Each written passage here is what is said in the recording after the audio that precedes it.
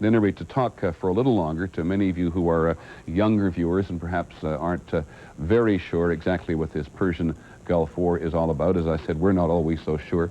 We asked Bill Greenwood to put together...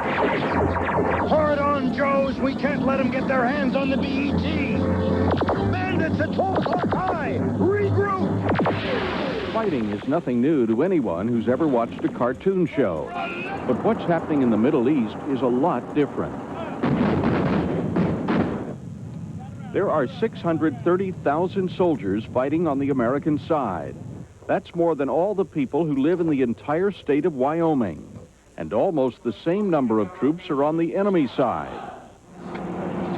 U.S. soldiers said goodbye to their families and began leaving to prepare for the war more than 5 months ago. That was just after the country of Iraq invaded its tiny neighbor, the country of Kuwait. For years, those two nations have argued over who owned a piece of land that contained oil, worth a huge amount of money. But experts say most Americans couldn't pass a geography test on where it is. If I were a teacher, I probably would give them an F, or perhaps a D minus. John Carver supervises the people who make maps for the National Geographic Society. We're talking about a world that's, well, a half a globe away.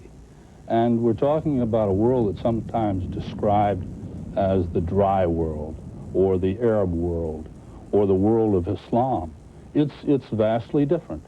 Iraq and Kuwait are located almost exactly halfway around the world from the United States, on a waterway called the Persian Gulf.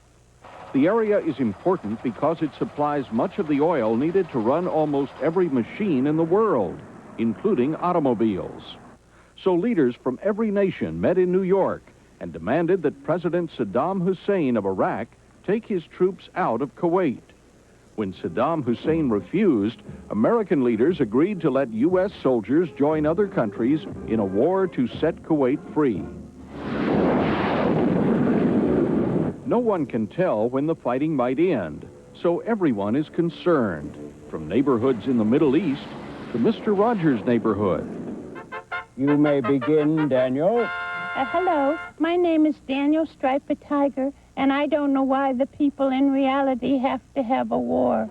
Psychologists say it is normal to be upset about the war, and they urge parents to talk to their kids, if the children want to talk. They know this is not cartoon they can turn off and on early Saturday morning. They know, uh-oh, this is really real.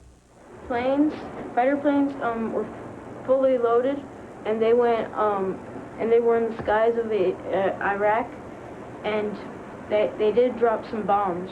These fifth graders in Potomac, Maryland are trying to sort it out. I wouldn't want some guy saying, hey, I want your country, and you can't have it back. If we let this slip, then he thinks that if he does something else, then we will just let that slip too. And he can't, like, take away the rights of people just because he wants to be king. The U.S. came from Saudi Arabia and made an air attack over to Iraq. I think if Saddam Hussein and George Bush were women, that there wouldn't be such a competition between both of them. As fighting continues in the days and perhaps weeks to come, children will see more and more scenes like this on television. They should know it's all right for some people to oppose the decision to let American soldiers fight, because war is a terrible thing. But kids should also remember that this is all happening far away, and there's no danger to them here at home. Bill Greenwood, ABC News, Washington. And that's what it looks like, boys and girls. That's the Middle East, or at least that's a map of it. It truly is one of the most complicated places in the world.